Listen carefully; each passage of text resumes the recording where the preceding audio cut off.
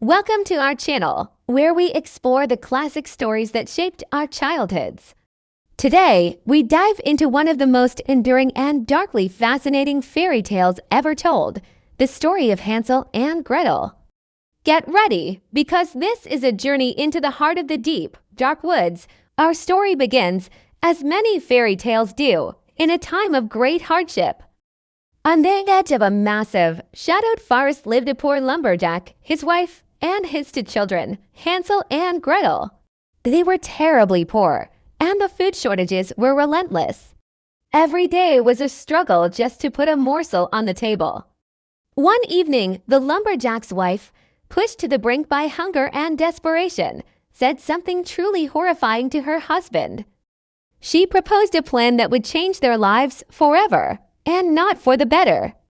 "Tomorrow morning," she whispered, her voice low and chilling, "we will take Hansel and Gretel deep into the forest and leave them there.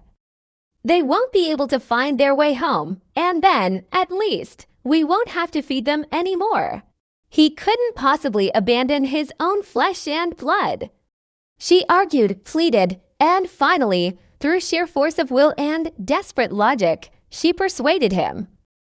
The burden of their poverty had become heavier than the love for his children. Now, unbeknownst to the parents, Hansel and Gretel were awake, lying in their small beds. They heard every terrible word. "Oh, Hansel," she whispered, shaking, "what shall we do now? We'll be lost." But Hansel, despite his young age, had a sharp, quick mind. "Wait, little sister," he replied with surprising confidence. He waited until his parents were fast asleep and the cottage was silent. He went to the stream near their home and began stuffing his pockets, both of them full of brilliant, smooth white pebbles. They shimmered faintly in the moonlight, a secret treasure, a pathway home. He snuck back inside, crawled into bed, and waited for the dawn. The parents woke the children and told them they were going into the forest to collect firewood. Hansel carried his secret close to his chest, the pockets heavy with stones. As they walked, Hansel worked quickly and covertly. He walked a little behind his parents, making sure to drop one of his white pebbles every few meters. Asterisk, clink, clink, each stone was a marker, a breadcrumb of hope leading back to safety. They walked for hours, going deeper and deeper into the terrifying, quiet heart of the woods. Finally, the lumberjack stopped. "Stay here by the warmth, children," he instructed, his voice thick with guilt. "Your mother and I are going further into chop wood. We will come back and collect you later." Hansel and Gretel sat by the fire, listening to the muffled sounds of the forest, waiting for their parents to return. The sun climbed high, the day passed into dusk, and the cold, dense silence of the forest enveloped them. Gretel was crying now, tears streaming down her face. They were alone. Hansel, however, remained calm. He waited until the moon was high and full, its light filtering through the dense canopy. "Don't cry, little sister," he said, taking her hand. "Just wait until the moon is up." How could they possibly find their way back in this massive, confusing forest? "When I was walking here, I dropped white pebbles all along the path." He led Gretel out of the little clearing and into the trees. And there they were. The trail of white pebbles shone like a magical pathway. Hansel and Gretel simply followed the stones, one after another, and they burst into the small clearing where their cottage stood, rushing through the door. Their father, the lumberjack, was overwhelmed with joy and relief. He had spent the night regretting his terrible decision. He wrapped his children in a tight embrace, overjoyed that they were safe and sound. For a brief time, things were good. But the relief was short-lived. Not long after, the terrible hunger returned, biting at their heels. Food supplies dwindled rapidly until they were almost gone. The man resisted, remembering the pain and fear he felt before, but again her relentless, desperate arguments wore him down. He finally agreed, once more bowing to the terrible necessity of poverty. Hansel, hearing the plan being formulated again, knew he had to act fast. He intended to sneak out to collect pebbles, just as before. But this time, his stepmother was prepared. The next morning, when they woke the children, Hansel had no pebbles. As his stepmother handed him his last piece of bread, a tiny crust intended for his breakfast, Hansel carefully and deliberately crumbled it. As they walked into the forest, he dropped small crumbs of the bread onto the path. He felt a secret satisfaction. Again, the father built a fire and left them with the promise of return, a promise he knew he wouldn't keep. And again, the children sat, waited, and realized they had been abandoned. When it was bright enough, Hansel started searching for his trail. But where the crumbs should have been, there was nothing. Not a single trace.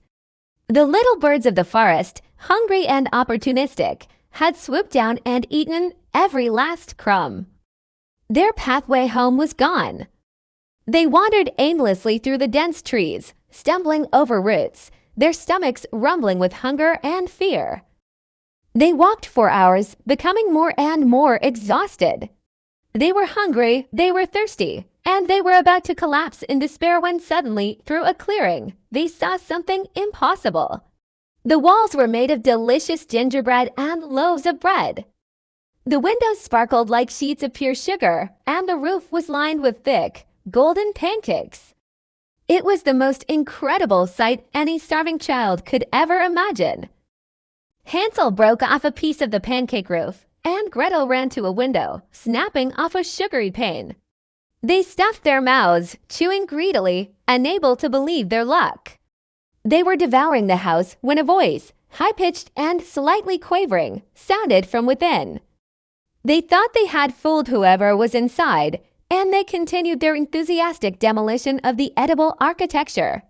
But then the door creaked open, and standing in the doorway was a very old woman, leaning heavily on a stick.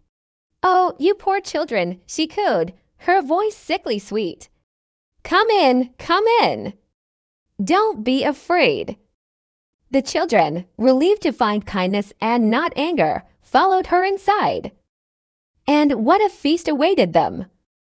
The old woman, who was, of course, no kind old lady, but a terrible, wicked witch who had built the candy house to lure children, set before them a banquet, milk, pancakes, apples, and nuts. After they had eaten their fill, she led them to two small, soft beds, draped in white linen. Hansel and Gretel fell asleep instantly. The moment the children were asleep, she grabbed Hansel. The next morning, she woke Gretel with a harsh shake. "Up, lazy bones!" she shrieked.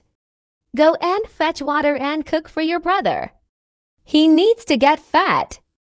Gretel was forced to become the witch's servant, cooking rich, delicious food for Hansel every day, while she herself was given only dry crusts.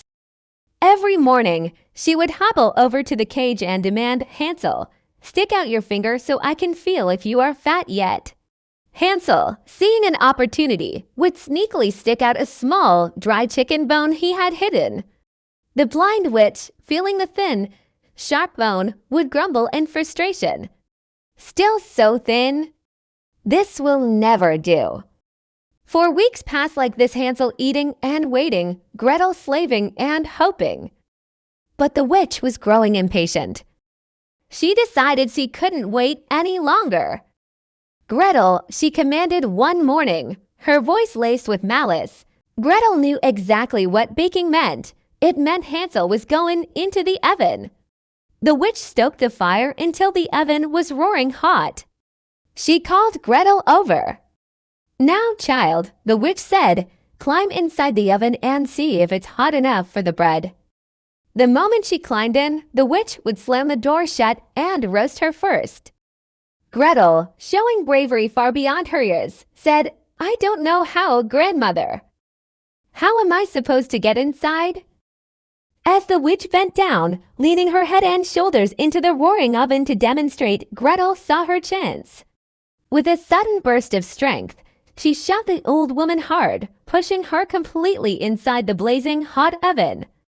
Then Gretel slammed the heavy iron door shut and quickly bolted it. The wicked witch, the consumer of children, shrieked and wailed. Hansel leaped out of the cage, overjoyed, embracing his sister tightly. Now that they were safe, they decided to explore the witch's strange little house. Scattered throughout the tiny cottage were chests and pots filled to the brim with glittering treasures, precious stones, pearls, and diamonds, the spoils of all the children the witch had captured over the years. They filled their pockets in this time. Hansel made sure to fill Gretel's apron too with as many sparkling gems as they could carry. They left the dreadful candy house and ran back into the forest. He explained through tears that his cruel wife, the stepmother, had died in the time they were gone. "Father," Hansel said, pouring a cascade of glittering gems onto the table, "we will never be hungry again." With all the diamonds, pearls, and precious stones from the witch's cottage, Hansel, Gretel,